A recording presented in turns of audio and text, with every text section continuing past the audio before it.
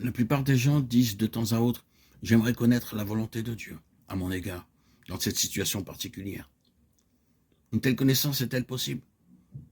Nous devrions d'abord nous demander « Dieu veut-il que nous connaissions sa volonté ?» La réponse est oui.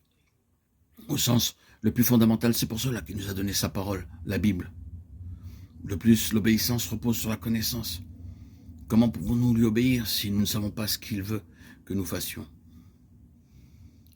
Paul a enseigné que nous pouvons discerner la volonté de Dieu. C'est pourquoi depuis le jour où nous avons été informés de votre situation, nous ne cessons de prier Dieu pour vous, de vous remplir continuellement de la connaissance de sa volonté avec toute la sagesse et l'intelligence que donne l'Esprit. Colossiens 1,9. Colossiens 4,12.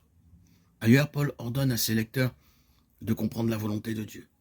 C'est pourquoi ne soyez pas insensés, mais comprenez quelle est la volonté du Seigneur. Éphésiens 5,17. Et nous devons examiner et approuver quelle est la volonté de Dieu. Romains 12,2. Chercher à connaître la volonté de Dieu est une bonne quête. Pour connaître la volonté de Dieu, nous devrions lui demander la sagesse. Si quelqu'un d'entre vous manque de sagesse, qu'il la demande à Dieu, qui donne à tous, simplement et sans reproche. Elle lui sera donnée. Jacques 1,5. La demande doit être faite avec foi, sans douter. Dieu arrange souvent, souverainement, les circonstances de telle manière qu'elles nous orientent dans une certaine direction. Dieu travaille en nous. Il travaille aussi autour de nous. Les circonstances peuvent être mal interprétées. Il faut donc être prudent et prier. Mais les événements peuvent en effet nous aider à confirmer et à nous guider dans la volonté de Dieu. Le Saint-Esprit conduit les enfants de Dieu qui cherchent à marcher dans sa volonté. Car ceux qui sont conduits par l'Esprit de Dieu sont enfants de Dieu. Romains 8,14. Le Saint-Esprit peut nous guider dans une direction particulière au fil des jours, des années, ou même des décennies pour nous préparer à ses desseins. Il a également doté chaque croyant d'un don spécifique.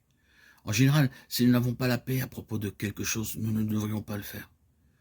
Cela ne signifie pas que nous n'aurons aucune inquiétude, mais nous aurons la confiance que nous avançons dans la direction choisie par Dieu, et un sentiment de paix, que nous entreprenons le chemin selon la direction de Dieu. Heureux l'homme qui ne se condamne pas lui-même, parce qu'il approuve. Romains 14, 22. Paul a regardé la situation dans son ensemble, pour découvrir la volonté de Dieu pour lui-même.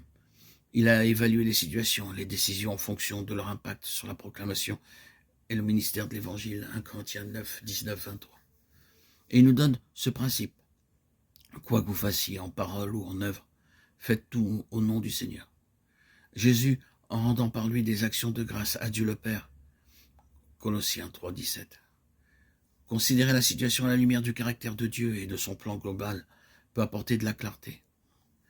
Cette décision honorera-t-elle Dieu ou attristera-t-elle son cœur? Dieu ne nous montre pas sa volonté comme un exercice académique ou pour satisfaire notre curiosité. Il nous montre sa volonté afin que nous puissions la faire.